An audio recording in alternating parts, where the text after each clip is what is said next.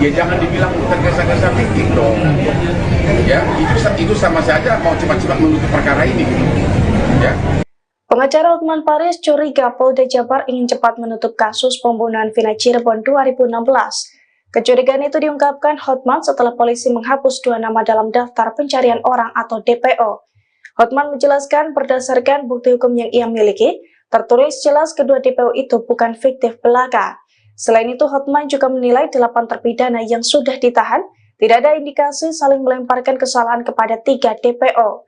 Hal itu diungkapkan Hotman dalam jumpa pers di Mall Kelapa Gading pada Rabu 29 Mei 2024. Oleh karena itu, Hotman menilai bahwa Polda Jabar harusnya tidak menyebut bahwa 2 DPO merupakan fiktif. Sebab menurutnya hal itu sama saja dengan Polda Jabar ingin segera menutup kasus Vina. Dan yang 2 fiktif ini semua berkas-berkas perkara menyatakan mereka ada. Cara memerkosanya ada. Mobil motornya ada, cara mukul dia diuraikan di sini.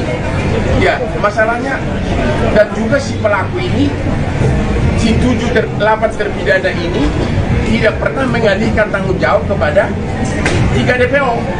Biasanya kan orang mengatakan mengalihkan tanggung jawab, dia pelakunya bukan aku. Kalau mereka mengatakan kami lakukan perbuatan itu bersama-sama. Jadi ini perbuatan tidak pidana secara bersama-sama.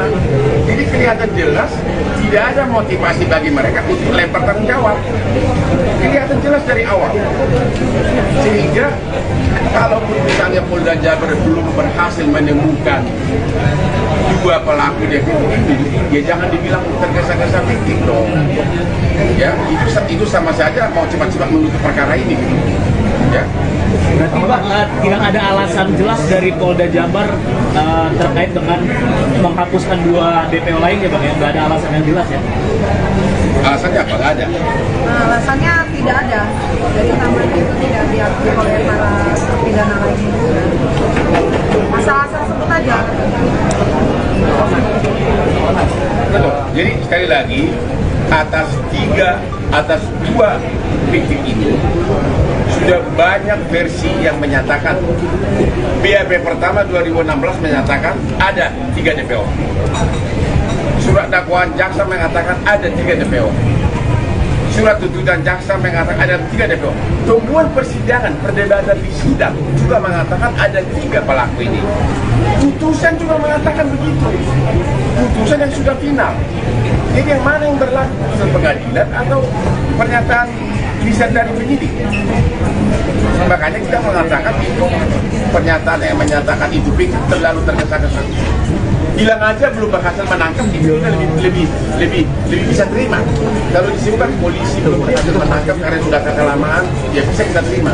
Tapi kalau dibilang fiktif, kita tidak bisa terima. Itu pernyataan dari keluarga. Beda pengakuan AEP soal Pegi saat sidang dan sekarang, Hotman Paris beri peringatan. Pengacara kondang Hotman Paris Hutapea mengungkap keraguannya atas Pegi Setiawan yang kini telah diamankan penyidik Polda Jawa Barat. Hotman Paris meminta penyidik Polda Jabar tak langsung mengandalkan keterangan dari saksi bernama AEP. Sebelumnya, AEP diketahui belakangan muncul mengungkapkan bahwa dirinya menjadi saksi mata saat Pegi Setiawan berada di TKP pada 2016 lalu. Dari kesaksian AEP, polisi kemudian menangkap dan menetapkan Pegi alias Perong sebagai tersangka kasus pembunuhan Vina. Pegi yang disebut sebagai DPO yang tertangkap dijadikan tersangka, yang didukung oleh kesaksian AEP dan Dede yang katanya tadi malam dilakukan prarekonstruksi. Mohon perhatian dari penyidik Polda Jabar, kata Hotman Paris melalui unggahan Instagramnya, Kamis, tanggal 30 Mei tahun 2024. Hotman menuturkan bahwa saat persidangan kasus pembunuhan Vina dan Eki pada 2017, AEP dan temannya, Dede mengaku tidak menyebutkan nama Pegi di antara beberapa pelaku di TKP. Namun, sejak kasus viral 2024, AEP dan Dede justru membuat kesaksian menyebut melihat Pegi di TKP. Hal inilah yang menjadi perhatian khusus Hotman Paris menduga Pegi bukan pelaku pembunuhan Vina. Kalau sekarang Pegi ditetapkan tersangka atas kesaksian AEP dan Dede, tapi ingat di putusan 8 tahun yang lalu di pengadilan, AEP dan Dede ini menyebutkan nama-nama orang yang ada di TKP. tapi tidak termasuk Peggy, sehingga kalau sekarang tahun 2024, kalau benar dua saksi ini mengatakan Peggy ada di TKP, berarti dua kesaksiannya tertolak belakang. Hati-hati hak asasi manusia, terang Hotman. Kuasa hukum keluarga Vina ingin LPSK hingga kuasa hukum Peggy untuk segera buka suara dan kembali menyelidiki terkait kesaksian AEP dan Dede.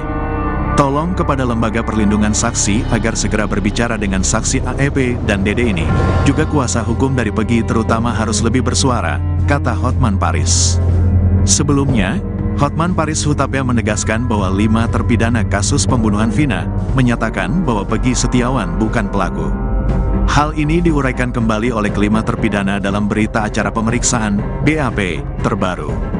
Hotman Paris menegaskan bahwa dalam BAP terbaru, 5 terpidana menyatakan Peggy bukan pelaku, sementara seorang terpidana mengaku Peggy pelaku pembunuhan Vina. Karena ternyata sebelum Peggy ditetapkan sebagai pelaku DPO yang tertangkap sudah di BAP 6 terpidana dan 5 menyatakan bukan Peggy pelakunya, hanya 1 yang mengatakan Peggy pelaku, kata Hotman. Hotman dan pihak keluarga Vina pun menyatakan bahwa seharusnya kepolisian melakukan penyidikan secara menyeluruh sebelum menetapkan Peggy sebagai tersangka.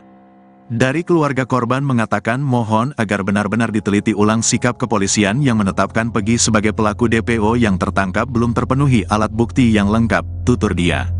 Hotman juga menyebut bahwa Polda Jabar belum berhasil menangkap pelaku pembunuhan Vina. Termasuk saat Polda Jabar menghapus 2 DPO yang dianggap fiktif.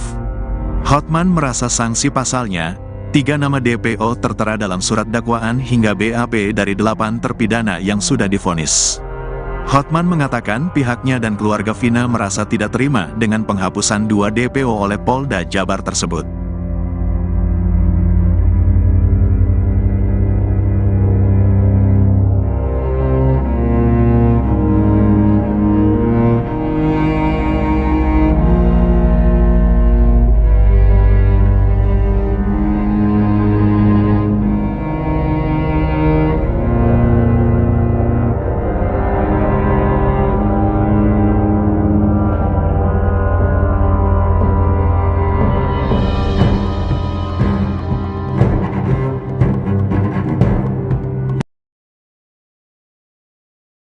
Mel-Mel mengaku mengintip penyiksaan pada Eki dan Vina di Cirebon.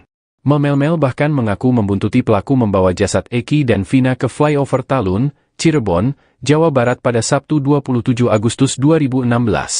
Mel-Mel mengaku merupakan teman Eki. Dia bercerita sebelum kejadian bersama Eki, Vina dan Linda. Mel-Mel berpisah dengan Eki setelah isi bensin. Kemudian dia melihat Eki dibawa pelaku masuk ke dalam Gang Bakti 1 di samping SMP 11 Cirebon. Ketika mengintip, Mel-Mel mengaku melihat pelaku sudah menyiksa Eki. Menurut Mel-Mel, Eki disiksa hingga tak bergerak lagi. Ketika Eki dan Vina sudah tak berdaya, menurut Mel-Mel, sebagian pelaku keluar gang lebih dulu. Baru disusul pelaku membonceng Eki dan Vina. Kata Mel-Mel, pelaku membonceng masing-masing korban. Mel-Mel kemudian mengaku membuntuti iring-iringan pelaku yang membawa Eki dan Vina. Mel-Mel melihat awalnya pelaku membawa 2 korban ke bawah jembatan Talun.